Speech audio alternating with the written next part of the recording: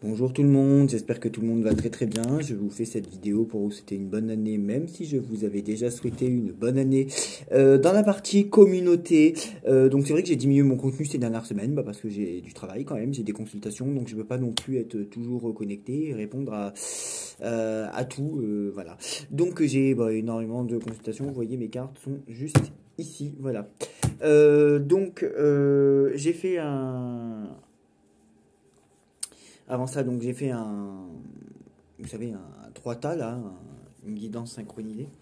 Et vous deviez choisir, vous devez choisir un tas, donc un numéro entre 1 et 3. Vous vous concentrez sur ce numéro et donc je vais vous dire ce que ça veut dire.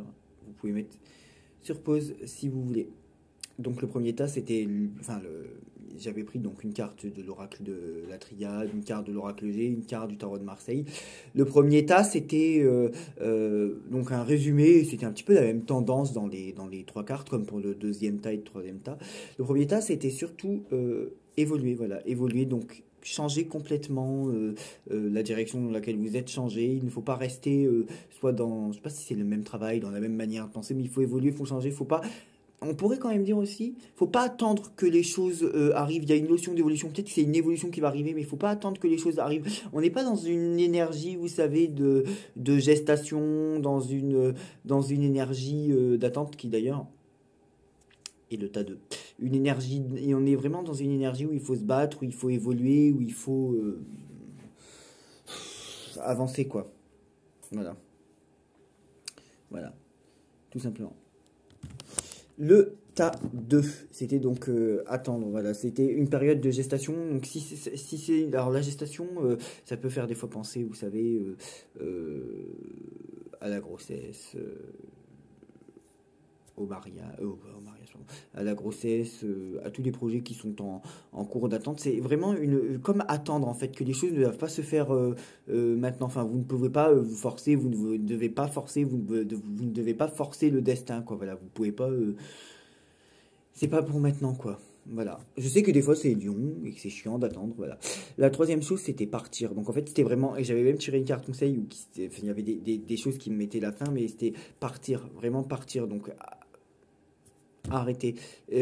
Couper tous les liens, couper toutes les choses négatives qui nous tiennent encore et qui se relient à nous et dont on doit se séparer. Enfin, faut vraiment retenir, partir, arrêter, couper, mettre fin. C'est un petit peu le, le, le, le réussir à défaire les liens. Ouais, vous voyez, on me dit réussir à défaire les liens.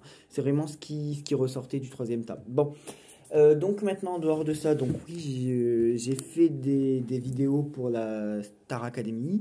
Donc moi personnellement, je suis pour Axel, qui, comme Isabelle Boulet l'a dit, donc c'est pour ça aussi, hein, je regarde un peu 1 heure le soir. Comme Isabelle Boulet l'a dit, il a une amplitude vocale extrêmement large, il sort des notes que d'autres personnes ne peuvent pas atteindre. Et il y a Julien qui a aussi une amplitude vocale extrêmement forte et très importante, qui peut atteindre des notes très facilement.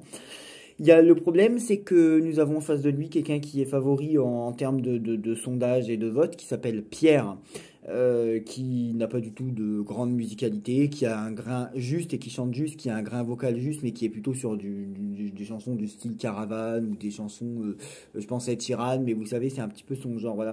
En fait, il peut pas atteindre les mêmes notes et frapper les mêmes notes avec l'oreille musicale, je l'entends, que Julien et Axel, et je suppose qu'il a pas du tout la même amplitude vocale que eux. Vous voyez ce que je veux dire? Pas du tout.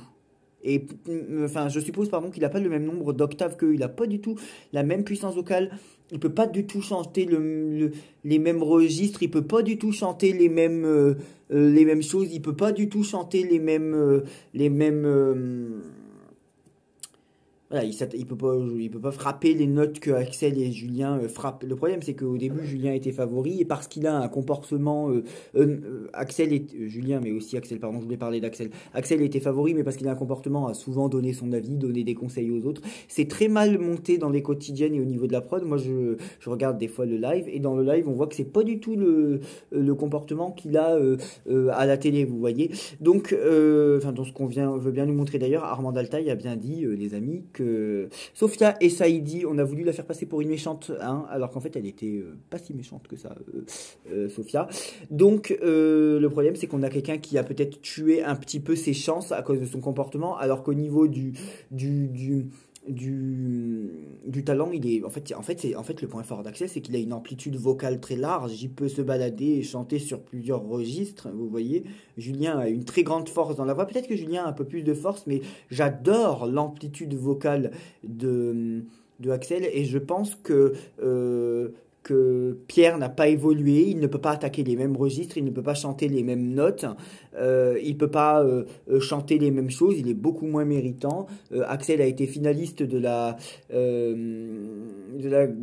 l'Académie internationale de comédie musicale, et il a été finaliste de la classe élite. Julien a pris 10 ans de cours de chant, et je pense que ces deux-là, du coup, sont largement meilleurs et largement plus puissants, et ont beaucoup plus de cordes à l'arc et de facilité vocale et un bagage vocal beaucoup plus important que Pierre, qui malheureusement peut chanter que des registres très limités. Voilà, donc moi personnellement, j'ai voté Axel. Bon, ça m'a coûté 3 SMS, mais j'ai voté Axel, voilà. Parce que j'ai peur qu'il... enfin, selon certains sondages, il pourrait partir, alors qu'en fait, non, il ne mérite pas du tout de partir. Donc c'est pour ça que vous avez fait des petits trucs sur la Star Academy. Voilà. C'est tout. Gros bisous.